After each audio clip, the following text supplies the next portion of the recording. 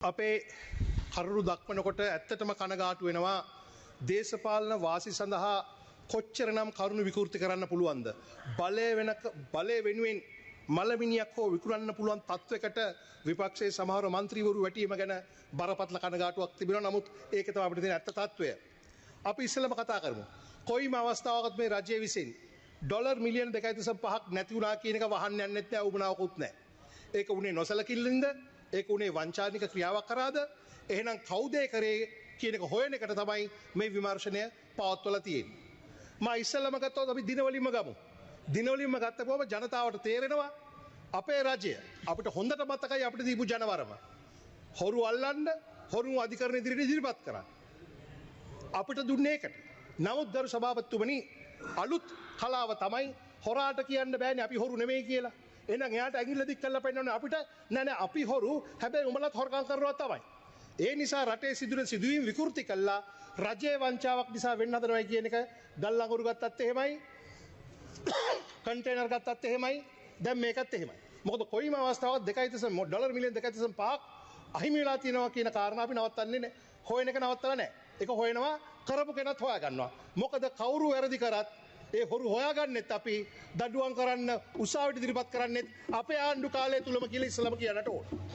අපි ඊටාම කඩිනමින් මේ සම්බන්ධයෙන් පියවර ගත්තා. මේගොල්ලෝ කියපු විදිහට රෙඩ් ෆ්ලැග් අනම්මනම් මොකුත් නැහැ.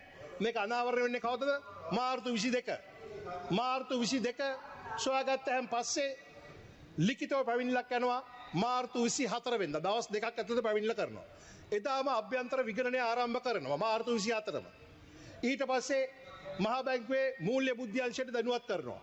සර්ට් ආයතනය දැනුවත් කරනවා. මේ සියල්ලම අපි කරනකොට මේ සුම්බුන් කෑලි අපිව කරනවා කියලා දන්නේත් නැහැ. හැබැයි අපි ආරම්භ කරලා තියෙන්නේ. ඒගොල්ල කියපු හින්දා හෝ අපිට වහන්න ඕන හින්දා නෙමෙයි. වෙච්ච වැඩේ හොයාගන්න අපි මැදිහත් වෙන නිසා.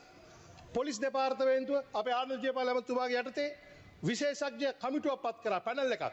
ඒකට කොළඹ විශ්වවිද්‍යාලයෙන් සම්බන්ධ වෙනවා. ඒ වගේම සර්ට් එකකින් ඒකාබද්ධාන්තරයක් කුමක් සඳහාද? මේක ඊටාම කොම්ප්ලෙක්ස් ව්‍යාකූල ක්‍රයිම් එකක්. මේක ඒක ආකාරයට විමර්ශනය කරන්න ඕන නිසා නිලධාරීන් 20කකින් කට උත්තර ගත්තා. අධිකරණයට බී රිපෝට් එක අප්‍රේල් 28 වෙනිදා වාර්තා කරනවා. හරිද? ඒ වගේම මේ වන විට ඔස්ට්‍රේලියාවේ ෆෙඩරල් පොලිසිය සමග අපිට අවබෝධතා ගිවිසුමක් තිබෙනවා. ඒ අවබෝධතා ගිවිසුම අනුව ඔවුන්ගේ සහාය මේ විමර්ශනයට ලැබෙනවා. ඒ වගේම මේ විමර්ශනයේ සමහර කොටස් ඇමරිකාවේ FBI එකෙත් උදව් ඇතුවයි අපි කරගෙන යන්නේ. ඒ වගේම අභ්‍යන්තර විනය පරීක්ෂණ අනුව කටයුතු කළා. අප්‍රේල් 17 වෙනකොට 4 දෙනෙක් ඉන්ටර්ඩික් කරනවා. රැකියාවෙන් ඉවත් කරනවා. තහනම් කරනවා. හැබැයි විපක්ෂය මේක උස්සකට දඟලන්නේ කවදද? අප්‍රේල් 18 ඉඳන්.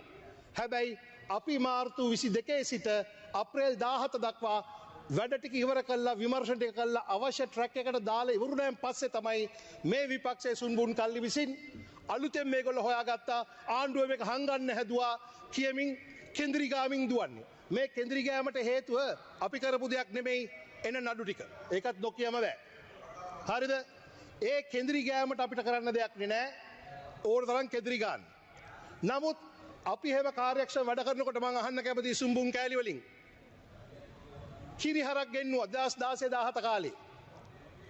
හැරිසන් සහ හිටපු ජනාධිපති බිරිඳක්. වෙච්ච පාඩුව ඩොලර් මිලියන 10.6යි. මේ 2.5 ගැන එක කරගන්නේ. එතකොට ඒක වෙනකොට මේ සුම්බුන් කල්ලිය මොකද කිව්වේ? මොනවද කරේ? පරීක්ෂණය පටන් ගත්තේ අපි දැන් 2025 පරීක්ෂණ කරන්නේ. පරීක්ෂණ කරනවා, සාක්ෂි වෙනවා, නඩු පවරනවා. 2016 වෙච්ච එකට.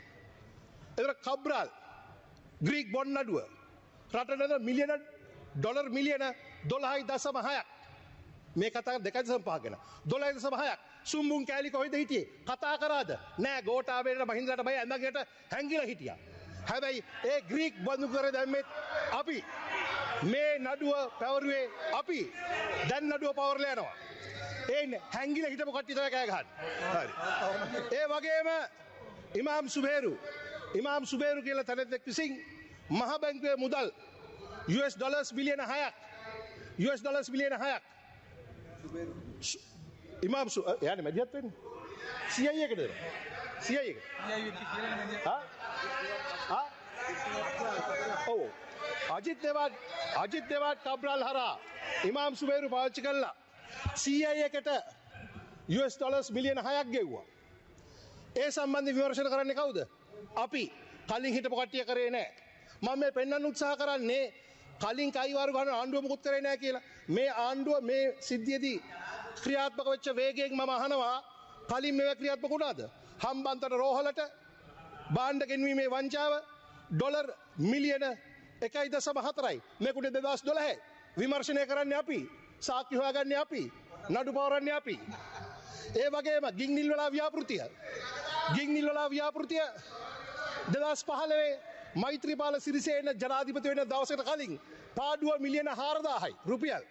ඒ රුපියල් මිලියන 4000 සම්බන්ධයෙන් ගොනුව නැවත විවෘත කරලා විමර්ශන ගෙනියන්නේ කවුද? අපේ ආණ්ඩුව කාලේ. බඩල්ගම ව්‍යාපෘතිය යුරෝ මිලියන 63.8ක් වටනා ව්‍යාපෘතිය. ඩෙස්මි ව්‍යාපෘතිය. ඒ ව්‍යාපෘතිය වංචාව සම්බන්ධයෙන් දැන් විමර්ශන කරන්නේ අපි. ඒ වගේම නිවාස අධිකාරිය ඒවා තියෙනවා. එයා බස් තියෙනවා. තවම පාර්ලිමේන්තුවට කියන්න අවශ්‍ය නැති විමර්ශන රාශියක් කරනවා. ඒ නඩු ටික පැවරෙනවා. මේ අවුරුද්ද අන්තිම වෙනකොට කේන්ද්‍රී ගන්න එපා. මේ රටේ ජනතාව මේ ආණ්ඩුවට බය නැහැ. මේ රටේ බය වෙලා ඉන්නේ හොරු බයයි, මිනිස්සු අපිට බය නැහැ. අපි නීතිය විධානයේ ආධිපත්‍යය රකින්නවා. අපි පච ගහන්නේ නැහැ. ඒ වගේම කියන්න කනගාටුයි මේ ව්‍යාජ ව්‍යාපෘති බවට බංකොලොත් විපක්ෂේ තමන්ගේ නායකයාගේ කතාව ඉවරනකල් මිනිස්සු තියාගන්න බැරි විපක්ෂ නායකයෝ ඉන්න රටක අපිට කරන්න තියෙන්නේ මෙච්චරයි. අපි මේ ආණ්ඩුව කරා යන්නම්. හැබැයි මේ පුද්ගලෙක් මියගොස් තිබෙනවා. මම මෙතනින් එහාට ඒ ගැන කතා කර සුදානම් නැහැ. මනුස්සෙක් මේක සියදි විනාසා ගැනීමක්ද මිනිමරුවක්ද වෙන දෙයක්ද කියන එක තමයි අපි ජේම් වල 4ක් දැම්මා. ඇයි මතක තාජුලින්ගේ සිද්ධිය? තනි ජේමෝ කෙනේ පරීක්ෂණයක් කළා. ඊට පස්සේ එතන ප්‍රශ්නයක් මතුණා. අන්තිමට අස්ති කොටසුත් අස්ථානගත කළා දැම්මා. අන්තිමට හිටපු අධිකරණ වෛද්‍ය විශේෂඥයෙක්ට නඩු පාව පැවරුණා අස්ති කොටස් අස්ථානගත කළා කියලා. අන්න ඒ වගේ කතා අහගන්න අවශ්‍ය නැහැ. මේක සංකීර්ණයි. අධ්‍යක්ෂ ජෙනරාල් හරහා විශේෂඥ වෛද්‍යවරු අධිකරණ 4 දෙනෙක්ගේ සැදුම්ලත කමිටුව ප්‍රශ්න කරන්න. මම එතන ඉහට වචනයක්වත් කියන්නේ නැහැ. හැබැයි ඊටාම නින්දිතයි, ඊටා කැතයි මේ මිනිහත් තමන්ගේ දේශපාලනය පාවිච්චි කරන එක. ඒ මරණය නිසා ශෝක වෙන පවුලක් ඉන්නවා.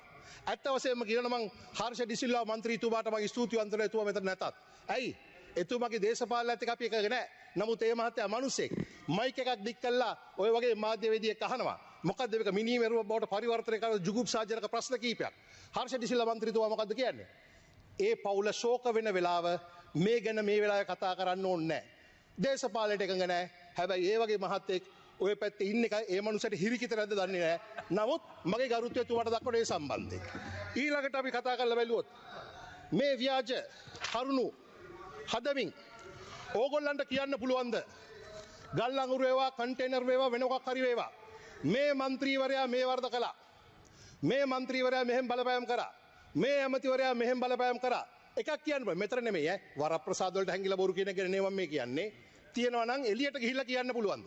ඔගොල්ලෝ බලන්න අර අපේ අනිල් ජයන්තමතුමා කිව්වා වගේ රනිල් වික්‍රමසිංහ කාලේ බඳුන් කර සිද්ධියේදී ප්‍රයිවට් ප්ලේස්මන්ට් කරන්නේ නැතුව ඔක්ෂන් සිස්ටම් එකට යන්නේ කියලා රනිල් වික්‍රමසිංහ දීපු උපදේශ නිසා තමයි අර්ජුන මහෙන්ද්‍රේ වැඩේ කරන්නේ.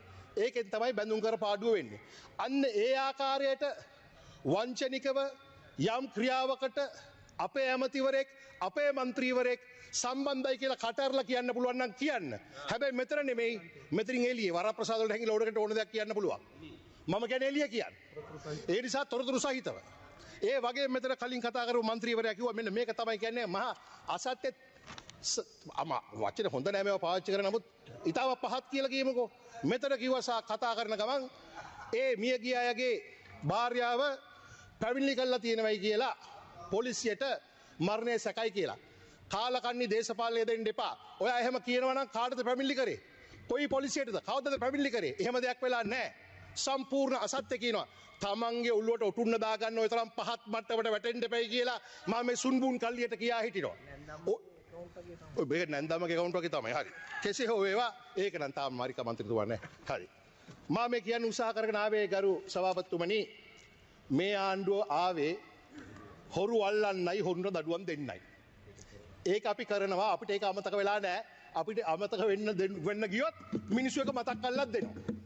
හැබැයි එකක් කියන්නට ඕන. මේ රටේ කිසි මිනිහෙක් අපට ඇඟිලි දික් කරලා අපි හොරු කියන්නේ නැහැ. ඔබලගේ ව්‍යාපෘතිය ෆේල්. අපි බොරු අපි හොරු කියනවා කියන්නේ නේ පච්චමදියට හොරුනේ ඔබලගේ මාතෘකාව උඩේ. එහෙමනම් ඔබලගේ එකේ ඉන්න ඕන සෙනඟ අපිට සෙනඟ නැති වෙන්න ඕන. මිනිස්සු අපි අවිශ්වාස කළා. එහෙම උනේ නෑනේ. එහෙම උනේ නෑ. හිත බෙවුනුත් නැකිట్లా ගියා නායකතුමාගේ කතාවතර. නායකතුමා කතාව නැකිట్లా ගියේ කමක් නැහැ කියමුකෝ ගරු සභාපතිතුමනි. ඒක නැකිట్లా ගියපක බේර ගන්න සට්ටම් පිරාලා කීපද දීපු උත්තර ටික පරක්කු වෙච්ච හින්දා යන්න උනා. ආවේ රූපේ දකින්න විතරයි. ඒක කනේ රූපේ ඇහි දාගෙන කනෙන් ස්පීකර් එක ගහන් ගෙදර ගියා. සංවිධායක වෙන්න තින්ද ගියා. මම කියන්නේ මෙච්චරයි. ඔය ඔබතුමන්ලට වෙලා තියෙන්නේ සාධාරණ විපක්ෂ කාර්යභාරයක් වෙනුවට පහත් දේශපාලනයක යෙදීමේ ප්‍රතිඵල තමයි ඔබලා මේ අද මුක්ති විඳින්මින් තිබෙන්නේ. ඉතින් මම පැහැදිලිව කියන්නට ඕන මේ විමර්ශන කරනවා විමර්ශන අඩුපාඩුවක් නැහැ. වරද කරේ කවුද? කොහොමද වරද වුනේ? ඔවුන්ට දඩුවම් කරන්න නඩු පවරන අවශ්‍ය සියලු කටයුතු අපි කරනවා. කිසිම අවස්ථාවක හැංගෙන්න ඕනත් නැහැ හැංගෙන්නෙත් නැහැ. හැබැයි මම තව එකක් කියන්නම්. මේ ජනතාවටයි මම මේක කියන්නේ. මෑතක ගරු ඇමතුමා තව විනාඩි දෙකක් කාලයක් තියෙනවා. මම අවසන් කරන්නම් මෙහෙම. ගරු සභාපතිතුමනි අපි පොරොන්දු පරිදි පළවෙනි අවුරුද්දේ අපිට නඩු දැමීමේ වේගය පොඩ්ඩක් අඩුයි. කඩාවැටිච්ච ක්‍රමයක්නේ. දැන් නඩු ටික පැවරීගෙන එනවා. උසාවි 7ක් දැන් නඩු අහනවා. සමහර උසාවි දෛනිකව අහනවා. ප්‍රදීපෙක් නැලිගොඩ ඒ සියලුම නඩු. පාස්කු ප්‍රහාරය සියලුම නඩු. හරි. හැබැයි ඒ නිසා ඒකට කලබල වෙලා ආණ්ඩුව පෙරලන්න හදන බංකොලොත්සුන් බුන් එකක් ඉන්නවා. වැඩක් වෙන්නේ නැහැ. මොකද ඕගොල්ලෝ කොච්චර දැගලුවත් මිනිස්සු ඉන්නේ අපිත් එක්ක. එකක් කියන්නම් නඩු ටික අහනවා, තීන්දුව වෙනවා. තව මම මෙතන නොකියපු නඩු විමර්ශනත් රාශියක් වෙනවා. ඒ සියල්ල වෙලා නඩු පැවරලා එනකොට කරුණාකරලා කේන්ද්‍රී ගන්න නැතුව ඒවට ගිහිල්ලා උත්තර දෙන්න. මේ වගේ බොරු කියලා අදම වැඩ කළා අපේ ගමන නවත්තන්න කිසිම ආකාරයකින් මේ විපක්ෂයට අවස්ථාවක් නැහැ. ඒ වගේම හැබෙන සෑම අවස්ථාවකම මේ විපක්ෂය උස්සලා පොළොවේ ගහන්න දේශපාලනිකව අපි කටයුතු කරන බවත් කියමින් මම කතා අවසන් කරන්න බොහොම ස්තුතියි. දෙවෙනි ස්තුතියි ගරු එමෙතුමා පොයින්ට් එක